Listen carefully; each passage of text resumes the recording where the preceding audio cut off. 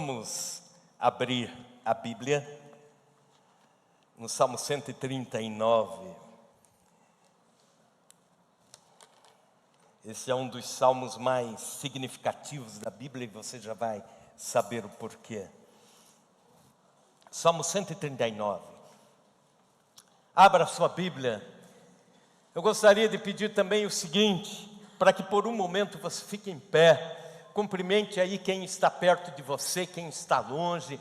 Pode sair pelos corredores, diga: Deus abençoe você, Deus abençoe sua vida, que Deus abençoe sua família, que Deus abençoe seu trabalho, que Deus abençoe a sua segunda-feira, que Deus abençoe a sua semana. Vamos lá, faça isso, celebre a comunhão, celebre a unidade entre o corpo de Cristo. Talvez gente que você ainda não conhece, a oportunidade de dizer: Deus abençoe sua vida, como é seu nome? Que bom! E não sente, agora com a Bíblia aberta no Salmo 139, eu e você vamos ler, eu leio aqui, você acompanha aí a leitura. Depois que você sentar, eu peço para que você abra, folheie a Bíblia, vá um pouquinho adiante, lá para Isaías capítulo 40, deixa marcado lá, deixa um papelzinho ou alguma marquinha lá, de forma que nós vamos trabalhar em algum momento com esses dois textos da Bíblia. Mas o Salmo 139 diz: Senhor, Tu me sondas e me conheces, sabes quando eu me assento e quando me levanto, de longe penetras os meus pensamentos, esquadrinhas o meu andar e o meu deitar, e conheces todos os meus caminhos. Ainda a palavra não me chegou à língua, e Tu, Senhor, já a conheces toda. Tu me cercas por trás e por diante, e sobre mim pões a mão. Tal conhecimento é maravilhoso demais para mim, é sobremodo elevado, não o posso atingir.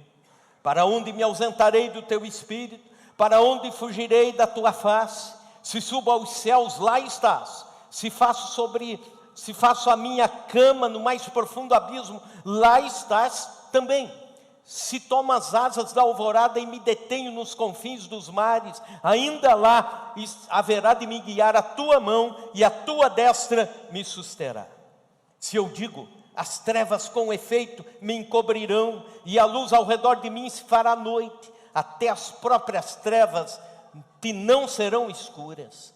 As trevas e a luz são a mesma coisa, pois Tu formaste o meu interior, Tu me teceste no seio de minha mãe. Graças Te dou, visto que por modo assombrosamente maravilhoso me formaste. As Tuas obras são admiráveis, e a minha alma o sabe muito bem. Os meus ossos não Te foram encobertos, quando no oculto fui formado e entretecido como nas profundezas da terra. Os Teus olhos me viram a substância ainda informe, e no Teu livro foram escritos todos os meus dias, cada um deles escrito e determinado quando nenhum deles havia ainda. Que preciosos para mim, ó Deus, são os Teus pensamentos, e como é grande a soma deles! Se eu os contasse, excedem os grãos de areia. Contaria, sem jamais chegar ao fim. Agora pule para o versículo 23. Sonda-me, ó Deus, e conhece o meu coração. Prova-me e conhece os meus pensamentos. Vê se há em mim algum caminho mau, e guia-me pelo caminho eterno. Levante suas mãos assim ao Senhor. Comece a orar dizendo a Deus: Senhor, fala nesta noite ao meu coração. Se desligue de toda e qualquer preocupação lá de fora, do dia a dia, de toda e qualquer preocupação da segunda-feira. Nós estamos hoje aqui com um pensamento íntegro de buscar a Deus, de clamar a Deus. Não deixe que a distração solte a bênção que Deus está reservando para você. Senhor Deus, nós colocamos diante de Ti, diante da Tua presença, as nossas vidas, colocamos diante do Teu altar, Senhor, tudo aquilo que somos, tudo aquilo que temos. Pedimos, ó Deus, que a nossa mente esteja cativa à adoração ao Teu nome. Senhor, que adoremos a Ti, glorifiquemos a Ti, a nossa vida seja para Te exaltar. Mas, Senhor, aqui, enquanto estamos na Tua casa, reunidos entre irmãos, cantando, adorando, glorificando o Teu nome, Senhor, que todo e qualquer pensamento seja cativo à Tua palavra, Senhor, e que o Teu Espírito trabalhe em nossas mentes, em nossos ouvidos espirituais. Senhor, não deixa que nenhuma ação do inimigo, nenhuma seta de distração, nenhuma ação, ó Deus, contra as nossas mentes, contra os nossos corações esteja nesse lugar. Senhor, que a unção do Senhor seja sobre nós, a unção do Teu Espírito sobre nós, em nome de Jesus. Amém. Diga amém, Jesus. Amém. Pode assentar. O escritor e pregador A.W. Tozer escreveu o seguinte: a coisa mais importante para um cristão é o que ele pensa a respeito de Deus. O que você pensa a respeito de Deus define que tipo de cristão você é. O que você pensa a respeito de Deus define qual o grau de confiança que você deposita no Deus que você conhece. O que você pensa a respeito de Deus define como você se relaciona com Deus. Há um estudo na teologia, uma parte da teologia chamada teoontologia, que estuda o ser de Deus, quem é Deus, as características de Deus, estuda os atributos de Deus, estuda o agir de Deus ao longo da história. Mas acontece que nos 200 anos para cá, muito pouco se tem pregado sobre quem é Deus, qual o caráter de Deus, o que Deus faz, quais os atributos de Deus. De 100 anos para cá, por exemplo, os púlpitos começaram a se esvaziar desse tipo de pregação, e foi se dando muita ênfase apenas ao que Deus faz, e não aquilo que Deus é. E para piorar ainda, de 30 anos para cá, mais ou menos, as ênfases de pregação, na maioria das vezes, não só no Brasil, mas em vários países do nosso planeta, tem sido a chamada pregação antropocêntrica, quer dizer, para o homem, colocando as necessidades do homem, do ser humano, como centro da pregação, como centro do culto, como centro da intercessão, como centro da oração. Por exemplo, a prosperidade financeira, a autoestima, a autoajuda, o suporte emocional, o Deus que vai resolver todos os seus problemas e assim por diante, que vai solucionar todos os seus dilemas. E o conhecimento de Deus não é só a base para a teologia, mas é a base para a vida cristã, é a base para a igreja, é a base para a reconstrução de todos nós nesse ano que chamamos de ano de restauração.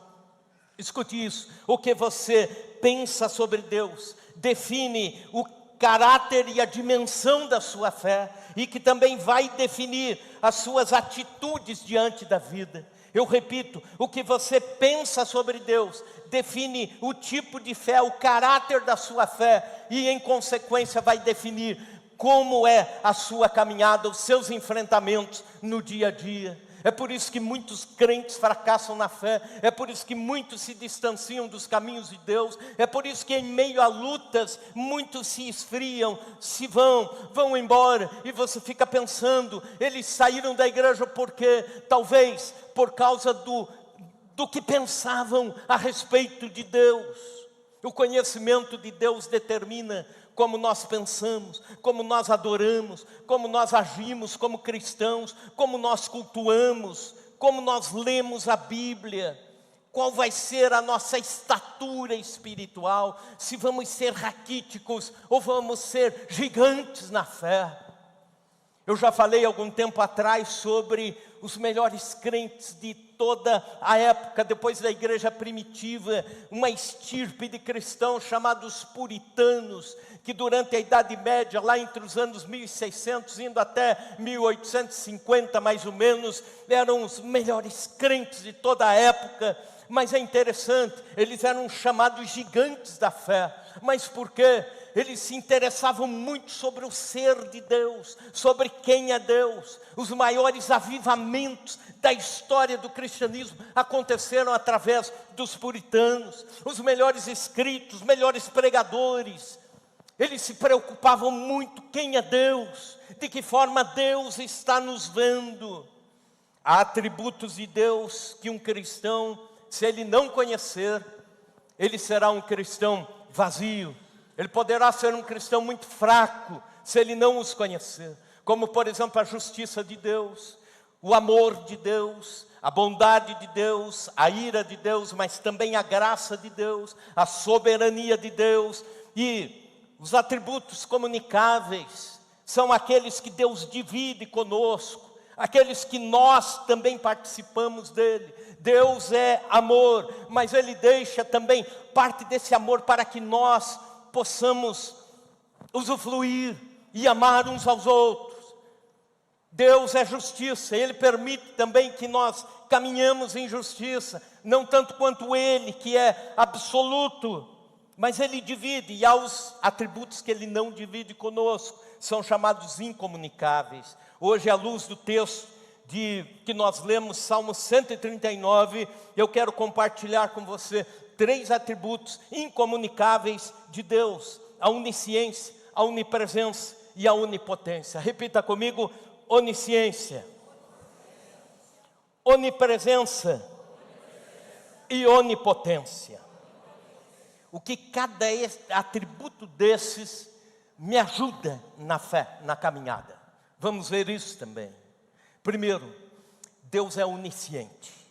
Deus sabe todas as coisas. O primeiro desses atributos, leia comigo dos versículos 1 indo até o 6. Senhor, tu me sondas e me conheces.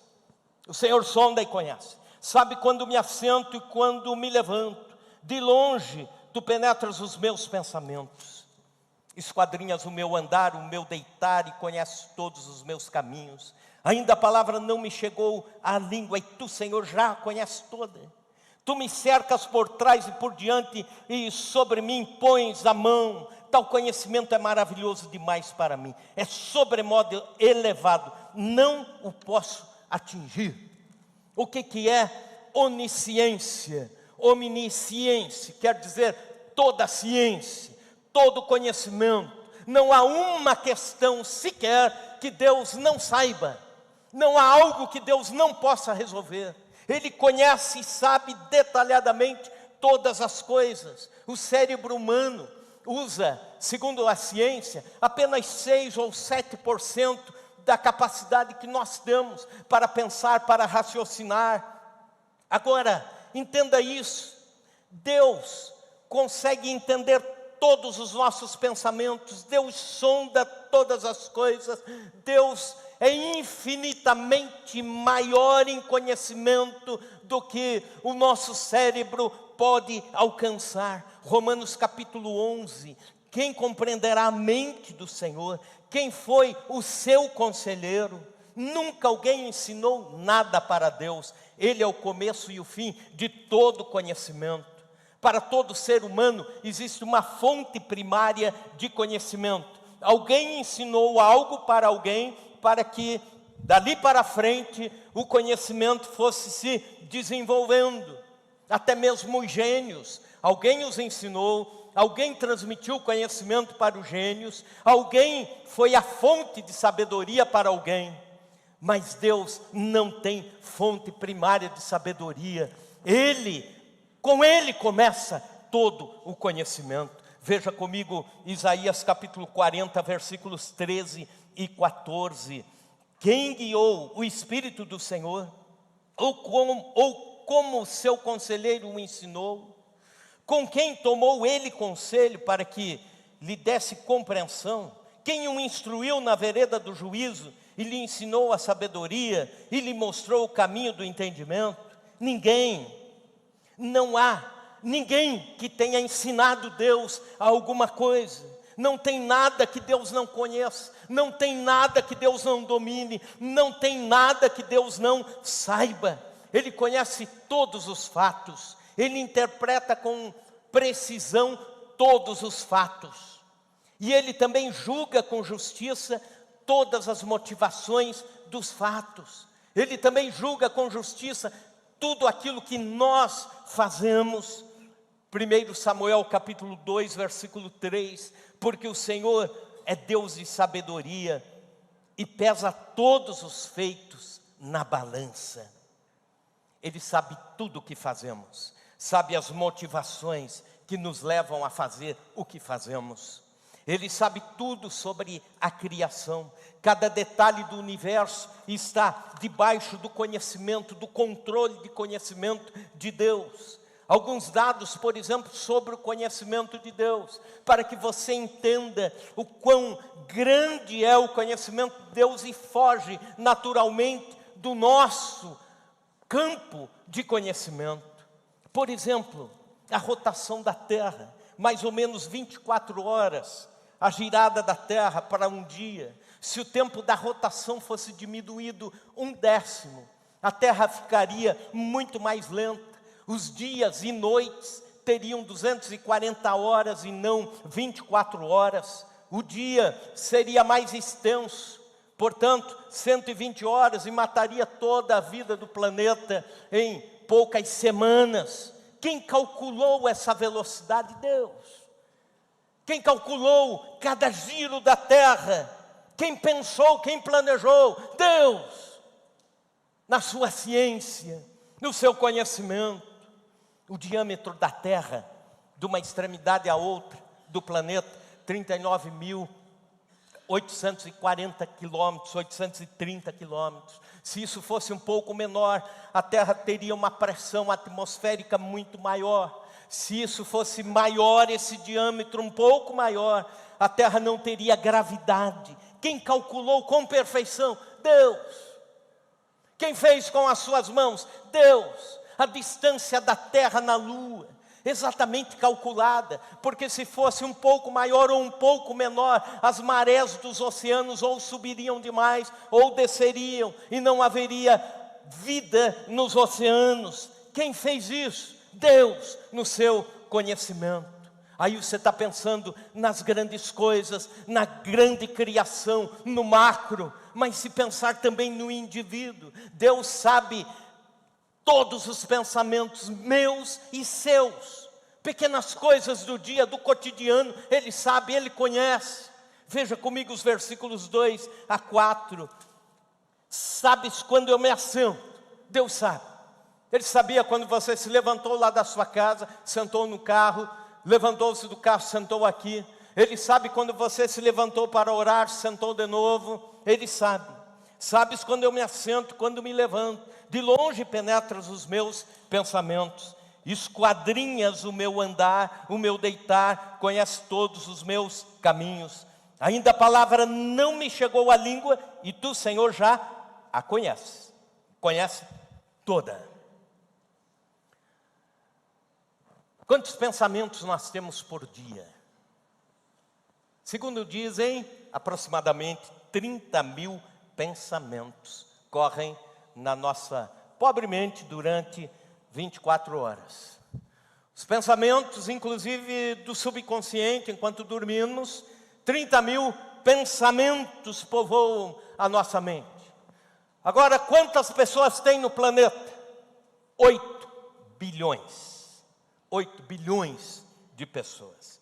Então, por dia, Deus monitora precisamente 240 trilhões de pensamentos. E Deus sabe o que você pensou agora. Ele sabe. Salmo 94, versículo 11. O Senhor conhece os pensamentos do homem. Ou então Jeremias 17, 10. Eu sou o Senhor que esquadrinha o coração e provo os pensamentos. A onisciência de Deus processou todos os pensamentos de todos os seres humanos na face da terra e o faz até hoje, com precisão. Antes que você pense, Deus já pensou, Deus já sabia. Antes que você fale, Deus já sabia o que você ia falar. Antes que você ore, Ele já sabe o que você vai orar. Isso espanta você ou conforta você?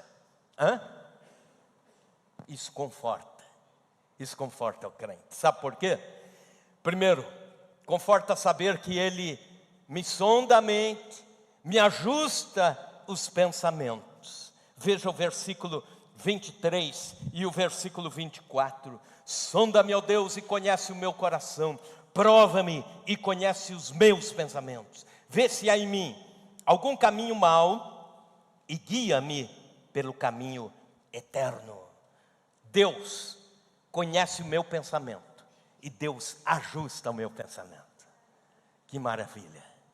Se isso não acontecesse, pela graça de Deus, todos nós aqui estaríamos em maus lençóis. Mas o texto diz que Ele conhece os pensamentos, Ele sonda e Ele ajusta. Isto é, Ele corrige os pensamentos. Mas também me conforta saber que Ele é onisciente, conhece tudo a meu respeito e os meus pensamentos, porque Ele cuida dos detalhes do cotidiano. Ele cuida do que vai acontecer na minha vida, do que está acontecendo nos mínimos detalhes. Sabes quando me assento, quando me levanto, de longe penetra os meus pensamentos, versículo 2.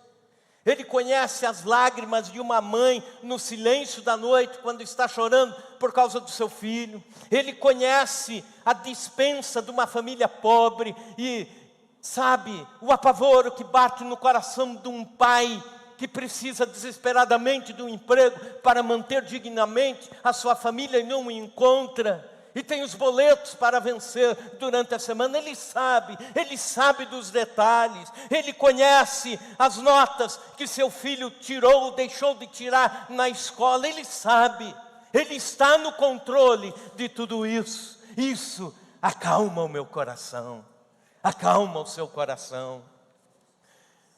Deus sabe muito melhor sobre a sua vida do que, por exemplo, a Way sabe de quem está indo daqui para Cacilândia. Sabe o que é a Way? A Way é aquela empresa que fica aqui para trás e que tem um irmão da igreja que trabalha ali, o Chumbo. E o Chumbo me mostrou esses dias o trabalho de monitoramento. É espetacular. Você entra numa sala assim e existe um telão muito maior do que este aqui. Um telão e as câmeras estão filmando daqui para Cacilândia e daqui um tempo vai ser daqui para Inocência também e assim por diante. Então eles sabem os carros que estão indo, aumenta um pouco, já sabe a placa do carro e aumenta um pouco mais assim, filma o para-brisa, sabe quem está tirando o óculos, sabe quem está pegando o celular e conversando, quem está dirigindo e pondo o dedo no nariz, sabe, por exemplo, às vezes o cara dirigindo aqui, a esposa aqui dando bronca e tal, eles veem tudo lá na câmera.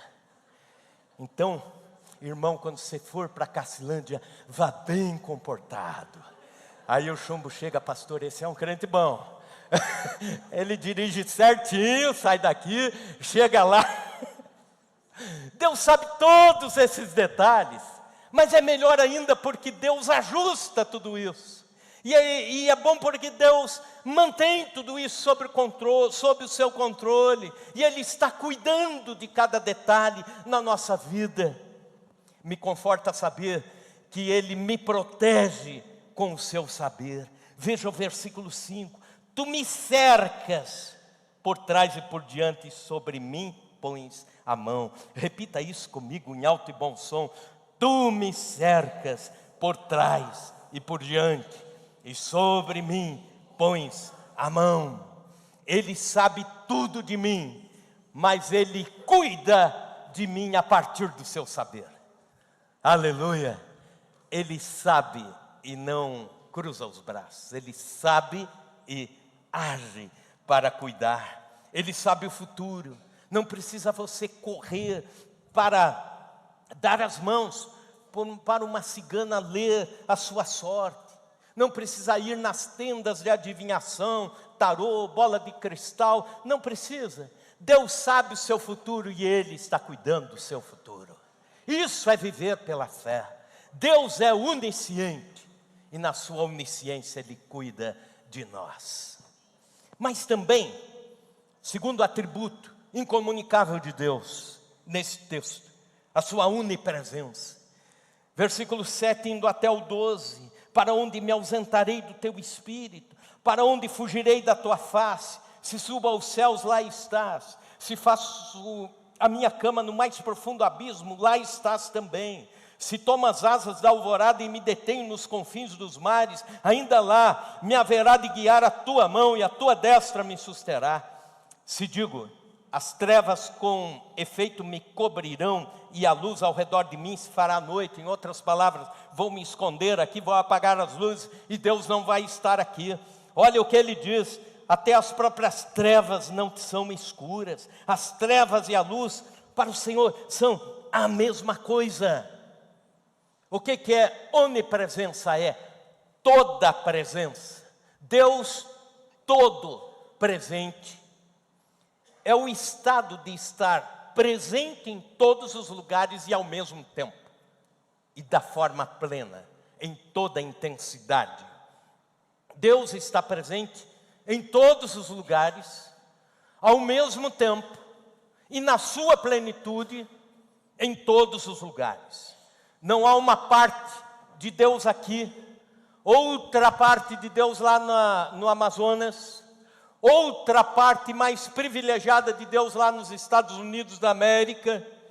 Não, Ele está ao mesmo tempo, integralmente, inteiramente, no trono no céu, e também aqui nesse culto, e também na sua casa daqui a alguns momentos, quando você estará lá, e também inteiramente no local de trabalho quando você estará lá.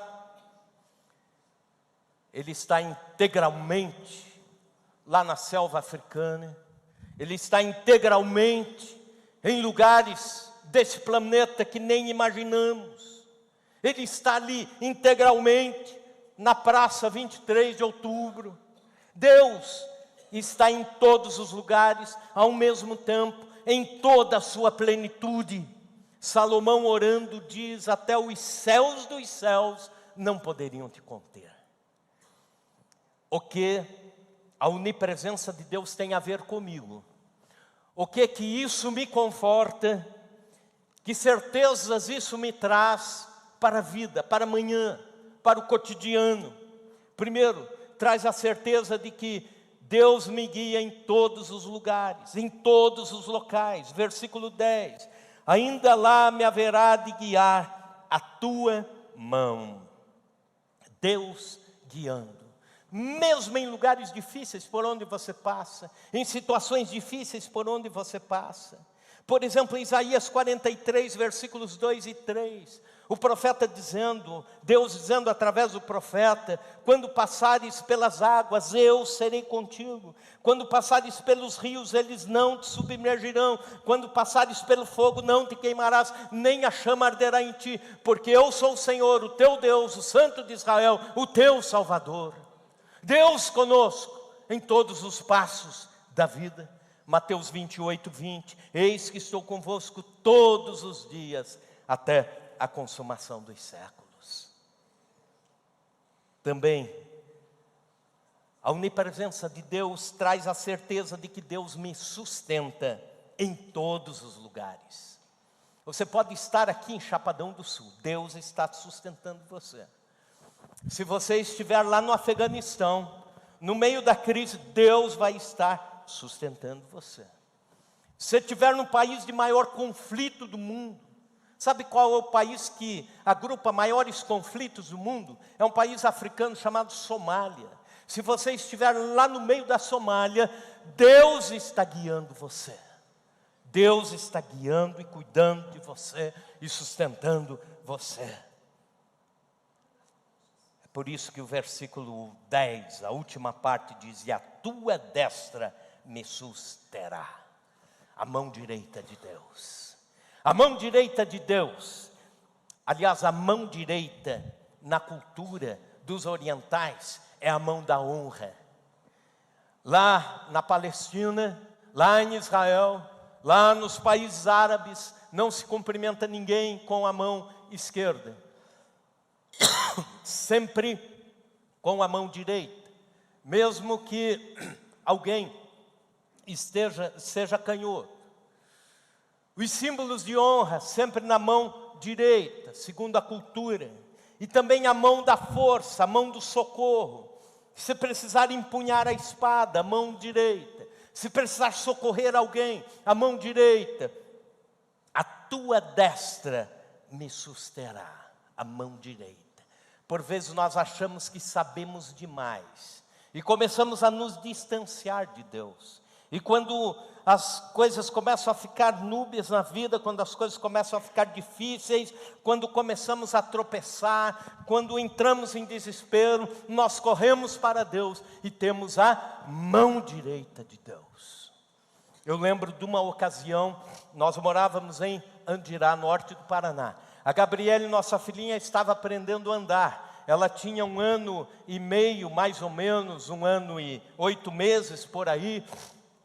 E nós saíamos assim, eu, a Gislaine e ela, na rua, na calçada, e andávamos, caminhávamos um pouquinho, e ela sempre foi muito independente, ela sempre queria andar sozinha, né? Até hoje ela é muito independente, ela quer tocar a vida dela. E a gente tentava dar a mão, ela dizia não, ficava brava, ela ia andando. E numa determinada ocasião, eu sabia que ela ia passar perto da grade, onde tinha uma casa, onde tinha um cão bravo, cachorro bravo, e eu olhando ela, né?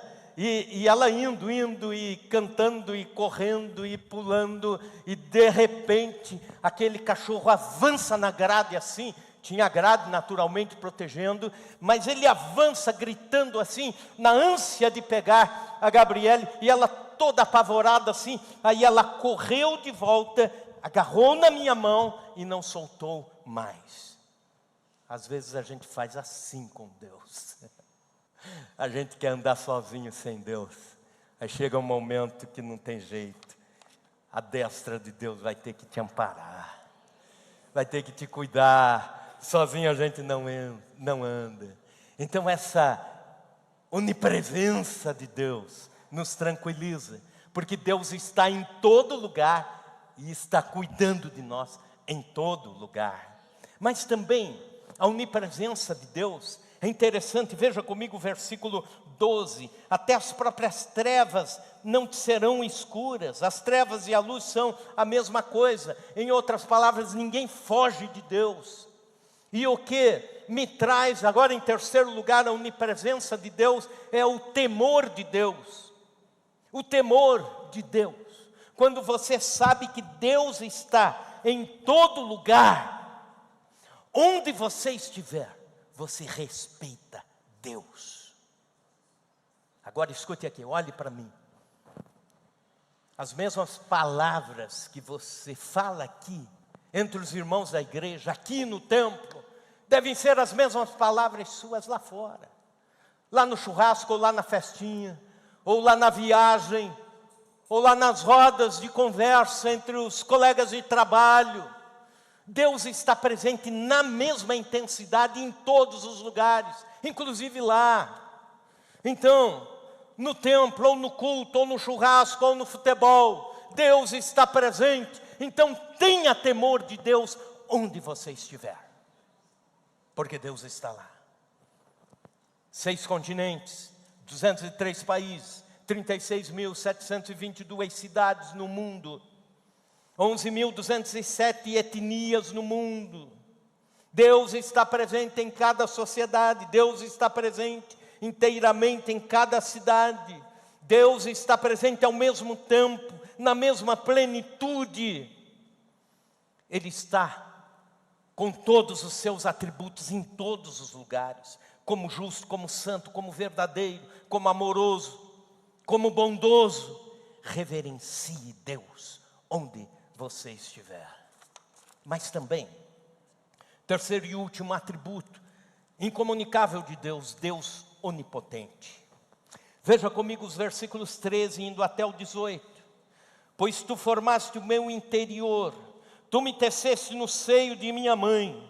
Graças te dou, visto que por modo assombrosamente maravilhoso me formastes. As tuas obras são admiráveis. A minha alma o sabe muito bem. os meus ossos não te foram encobertos quando no oculto fui formado, e entretecido, que isto é, tecido como nas profundezas da terra.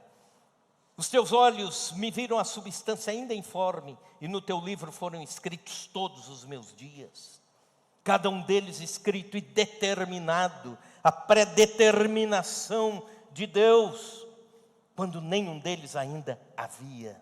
Obrigado.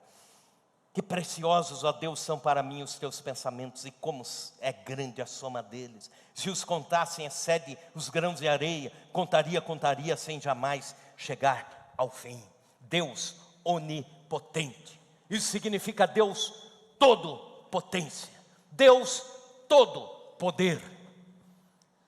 Primeira vez que ele comunica esse atributo a alguém, é dizendo a Abraão, Gênesis 17:1. Apareceu o Senhor Deus a Abraão e disse: eu sou o Todo-Poderoso. El Shaddai no hebraico, Senhor Todo-Poderoso, Deus Todo-Poderoso. Quer dizer, todo poder. Não há uma face de Deus, não há uma parte de Deus que tenha algum tipo de fraqueza, algum tipo de oscilação. Omnipotência, todo potência. Os primeiros cristãos declaravam isso sempre. O credo apostólico, como por exemplo o credo de Niceno, e abro um parênteses aqui dizendo os credos não eram rezas vazias, mas eram formas dos cristãos estarem sempre lembrando quem é Deus, a história da igreja, qual foi a obra salvífica de Cristo e qual a expectativa sobre a volta de Jesus. E o credo de Niceno, escrito em 340 da era cristã, começava já com essas palavras: eu creio em Deus Pai Todo-Poderoso. Esse atributo sempre foi muito importante para todos nós os cristãos, sempre foi muito importante para quem serve a Deus. O atributo de Deus poderoso, o Deus que faz todas as coisas poderosamente, assombrosamente. Ter todo o poder significa que Deus é capaz de realizar qualquer coisa, Deus é capaz de efetuar qualquer obra. Ele tem poder sobre a morte. Quando ele diz: Lázaro, sai para fora do túmulo, ele está dando uma ordem sobre a morte. É o poder sobre a morte. Ele tem o poder sobre o mundo dos espíritos. Quando ele diz àquela legião de demônios: sai deste homem de Gadara, e aí eles entram nos porcos e se lançam ao mar. É o poder sobre os espíritos das trevas. Deus tem poder sobre doenças. Por isso a palavra de Deus é recheada de exemplos de Deus curando leprosos, Deus curando cegos, paralíticos, dando ordem de cura.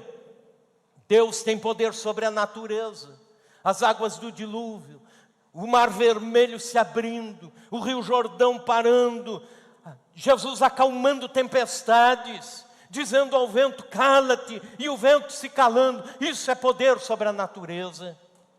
Poder sobre os animais. Ele diz para o peixe: vai e engole Jonas, e depois joga lá na praia. Ele diz para a mula de Balaão: agora corrige o profeta, corrige o Balaão. Ou então para o peixe: engole a moeda, porque o Pedro vai te pescar. E esse vai ser o tributo de Pedro ao império. Diz aos leões na cova: jejuem agora, porque Daniel vai ser lançado aí. Ele tem poder sobre os animais, os mares e os oceanos ele criou ao som da sua voz. Aleluia! O sol, as estrelas, a lua, ele criou ao som da sua voz com o seu poder. Esse é o Deus Todo-Poderoso. Deus pode fazer qualquer coisa. Deus pode fazer impossíveis. Não há nada difícil demais para Deus. Não há nada impossível ao Senhor. Um menino perguntou a um pregador. Após o culto, o pregador tinha pregado sobre a onipotência de Deus. E o menino disse: pastor, Deus pode criar todas as coisas? O pastor disse sim. E o menino disse, então Deus pode criar uma pedra que ele mesmo não possa carregar? O que você responderia? Olha que resposta sábia o pastor deu. Ele disse, ele pode criar qualquer coisa, mas na sua onipotência, ele não faz nada que seja incoerente com os demais atributos dele. Ele só faz aquilo que é coerente. Sabe qual foi a alma da tentação no deserto, a tentação de Jesus? Quando Satanás disse, transforma essas pedras em pães. Era uma boa ideia para quem estava jejuando 40 dias. Por que Jesus não faz?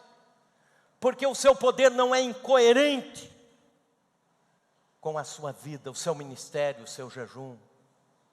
Lança-te daqui para baixo, porque está escrito, darás ordem aos seus anjos para que te guardem em todos os teus caminhos. Então, você vai se lançar, os anjos estarão lá embaixo. Ele não faz nada que seja incoerente. Alguns comparativos para que você entenda o poder de Deus. O poder de Deus é maior do que nós, os humanos, podemos calcular ou pensar. O poder de Deus desafia a ciência. O poder de Deus desafia o saber. O poder de Deus desafia os poderes deste mundo. Deixa a sua Bíblia aberta aí em Isaías capítulo 40. O universo é infinito. Ou melhor, o universo não é infinito. Deus é infinito. Hoje se calcula a extensão do universo em números que nós não temos referenciais. 90 bilhões de anos-luz de diâmetro tem o nosso universo. O que é anos-luz? A velocidade da luz é 360 mil quilômetros por segundo. Agora, quantos segundos tem um ano? É o tanto que a luz viajou a 360 mil quilômetros por segundo, é o tanto que a luz viajou em um ano. O universo teria mais ou menos 90 bilhões de anos-luz. Agora Isaías 40, versículo 12. Veja aí, ele mediu os céus com as palmas das suas mãos. Ele mediu o céu com os palmos. Qual é o tamanho do universo? Deus faz assim, assim, e diz, para mim é desse tamanho. Não passa disso. Aleluia. Já se sabe que há mais estrelas no universo do que grãos de areia no mar. A média de 100 bilhões de galáxias. Quando eu estudava ainda no ensino médio, naquela época se dizia, existem alguns milhões de galáxias. Hoje, com todos os equipamentos da astronomia, se chega a esse cálculo que há mais ou menos 100 bilhões de galáxias no universo. E cada galáxia com mais ou menos 400 bilhões de estrelas. E só no nosso universo, então, existem 6 sextilhões de estrelas. E existem outros universos. Por isso já se usa o termo multiverso. A ideia de vários universos com milhões e bilhões de galáxias. E tudo isso a gente chama de espaço sideral. Agora veja no Isaías 40, versículo 26, ele faz sair o seu exército de estrelas, todas elas bem contadas, as quais chama pelo nome. Deus sabe o nome de todas essas estrelas, ele sabe, e a Bíblia diz, ele as chama. Poder de Deus. Universo, como já falei, 90 bilhões de anos-luz. Poucos ouviram falar, mas existem os multiversos. Mas veja o que o versículo 22 fala. Ele é quem estende os céus como uma cortina e os desenrola como uma tenda. É como se Deus estivesse pegando tudo isso que a gente nem, nosso pensamento não alcança, nosso olhar não alcança, os instrumentos da astronomia não alcançam, e Deus desenrola isso Deus dizendo, isso aqui é como uma tenda para mim. Eu abro e fecho quando quero. E quando quero, entro dentro dessa tenda. Outro dado da onipotência de Deus. Os montes possuem milhões e milhões de metros cúbicos de terra ou de pedra, de areia. O Monte Fuji, por exemplo, no Japão, o maior deles, 30 milhões de metros cúbicos. Precisaria de 10 milhões de caminhões puxando terra 3 dias sem parar para esvaziar este monte. Veja o que diz Isaías capítulo 40, versículo 12. Quem na concha da sua mão mediu as águas e tomou a medida dos céus a palmos? Quem recolheu na terça parte de um efa o pó da terra e pesou os montes em romana, ou outeiros em balanças de precisão? É como se Deus pegasse um monte alto, Everest, por exemplo, e colocasse numa balança de ourives. Já viu aquela balança que mede 1 grama? E Deus pega assim, está aqui este monte, está aqui este outro. E assim, poder de Deus. Você sabe quanto de água existe no nosso planeta? Oceanos, mares, rios, lagos, nascentes, 1 octotilhão de litros de água. É incontável isso. Mas veja o que diz o versículo 12 ainda na primeira parte. Deus mediu as águas do planeta na concha da sua mão.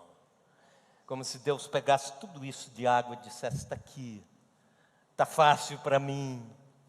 Outro dado da onipotência de Deus. O cérebro humano é uma estrutura complexa. Ninguém jamais conseguiu explicar o cérebro humano. E ele não está nem perto de ser mapeado pelos melhores pesquisadores da psiquiatria ou da neurologia. São milhões de ligações funcionando. São milhões de ligações funcionando, milimetricamente calculadas. É impossível qualquer rede criada por alguém, por um ser humano, qualquer computador, por melhor que seja, conseguir fazer uma partezinha, 1% do que o cérebro humano faz. Quem criou? Deus, perfeitamente. Ele criou, Ele mantém cada célula do nosso corpo. Deus cuidando, Deus criando, na sua onipotência. E quando você se depara com a grandeza de Deus, então, algumas coisas acontecem, que você leva isso para a sua vida, para o seu cotidiano. Por exemplo, você passa a adorá-lo pelo que Ele é. Jó 42, versículo 2. Bem sei que tudo podes, e nenhum dos teus planos pode ser frustrado. Isso é adoração de quem conhece a onipotência de Deus. É alguém que diz assim, quem sou eu para questionar o poder do Senhor no universo? Quem sou eu? Salmo 139, 14. Graças te dou, porque por modo assombrosamente maravilhoso tu me formaste. As tuas obras são admiráveis e a minha alma sabe muito bem disso. É o que nós lemos. Quando nós nos deparamos com a grandeza de Deus, só há uma coisa a fazer: cair de joelhos e adorá-lo. É o que nós fazemos todo domingo aqui. É o que nós fazemos toda quarta-feira aqui, adorando a Deus, dizendo, Deus, o Senhor é grande demais, o Senhor é maravilhoso demais, o Senhor é tremendo demais. O seu conceito de adoração muda quando você tem a visão da grandeza de Deus. Mas também você passa a confiar no seu poder. Algo que Deus não possa fazer por você? Se Ele fez todas as coisas para a criação, a alma da criação, o ser humano, aqueles que o servem na sua casa, Ele não pode fazer alguma coisa? Ele pode. Ele fende as rochas, Ele faz as muralhas cair. Quando olho para a palavra de Deus, eu posso ver o povo de Israel junto com Moisés levantando o cajado e o povo de Deus passando pelo Mar Vermelho, dizendo: Deus pode, Deus pode. Eu posso ver o povo de Deus chegando às muralhas de Jericó e marchando em volta das muralhas, cantando e gritando: o nosso Deus pode. Eu posso ver os muros de Jericó caindo e o povo de Deus se alegrando. É o Deus que pode. Sansão, com uma queixada de jumento, vencendo uma guerra, uma batalha, 1000 filisteus, 1000 soldados, e o povo de Deus dizendo: Deus pode, Deus pode. Elias no Carmelo faz vir fogo do céu, e o nome de Deus se torna notório, a nação se converte novamente a Deus, e o povo cantando: Deus pode, Deus pode. Eliseu com o filho da sunamita morto nos braços, orando a Deus, dizendo: o Senhor pode, e o Senhor ressuscita. Sadraque, Mesaque e Abednego na fornalha, e o fogo aceso, e eles não se consumiam com o fogo, porque Deus pode. Daniel na cova dos leões: Deus pode, Deus pode. O que Deus não pode fazer pela IPI de Chapadão, Deus pode sim. Deus pode fazer pela sua vida, Deus pode fazer pela cidade, Deus pode fazer pela sua família. Grite comigo: Deus pode, Deus pode, Deus pode, Deus pode. Aleluia! Deus pode, Ele pode, Ele é todo poder, todo poder, onipotência, todo poder. Mas também você deixa qualquer conceito idolátrico de Deus para fora dos seus conceitos, quando você se depara com a grandeza de Deus. Capítulo 40 ainda de Isaías, versículos 18 a 20. Depois de falar da grandeza de Deus, o profeta Isaías diz assim no versículo 18: com quem comparareis a Deus? Ou que coisa semelhante confrontareis com Ele? O artífice funde a imagem, o ourives, o cobre de ouro, as cadeias de prata, forja para ela. O sacerdote idólatra escolhe madeira que não se corrompe, busca um artífice perito para assentar uma imagem esculpida que não oscile.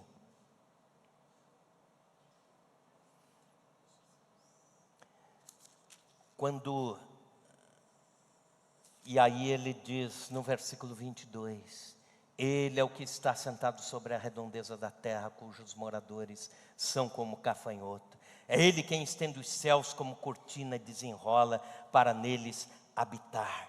Esse Deus que não pode ser reduzido a um conceito de idolatria. E eu quero dizer para você que a idolatria não é apenas a imagem, é qualquer conceito encaixotado que temos de Deus.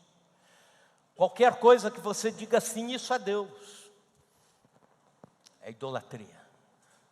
Por exemplo, quando as pessoas confiam cegamente nos seus bens, nas suas riquezas, nos seus recursos, e devagarinho vão deixando a vida com Deus, a caminhada com Deus, colocaram tudo isso num trono na sua vida, estão idolatrando algo que não é Deus. Todas as vezes que alguma coisa substitui o nosso amor por Deus, por esse Deus grandioso, isso é idolatria. E quando você conhece a grandeza de Deus, você só se prostra diante desse Deus grande, poderoso, maravilhoso, todo poder, todo poder. E a gente diz: Deus, eu te adoro porque não alcanço, Senhor. Não consigo entender na totalidade. E alguns dizem assim: nós vamos passar a eternidade conhecendo Deus. Ou melhor, nós vamos chegar no céu e vamos conhecer Deus. Eu digo diferente: nós vamos chegar no céu e conhecê-lo um pouco mais e continuar pela eternidade conhecendo a Deus. Pelo simples motivo, porque a hora que a gente disser já conhecemos tudo de Deus, então Deus já está encaixotado. Ele é todo poder, Ele é todo presença, e Ele é todo ciência e sabedoria. Fique em pé na presença de Deus. Há um texto na Bíblia, algumas traduções são diferentes, usam outras palavras, mas eu quero terminar esta pregação com Daniel capítulo 11, versículo 32. E aí nós vamos adorar a Deus com um cântico, e esse cântico você vai cantar, mas com muita força. Vai cantar até a veia do pescoço saltar, né? Os gaúchos, né? Que nem um chiru, velho. Vamos cantar mesmo, com as mãos erguidas, o grandioso és tu, né?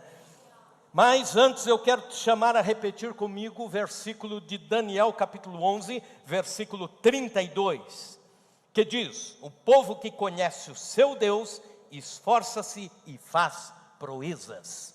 Vamos lá?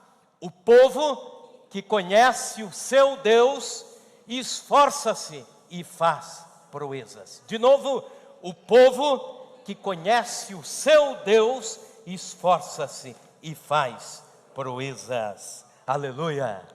Conheçamos a Deus, prossigamos em conhecê-lo, e isso define a nossa caminhada com Deus.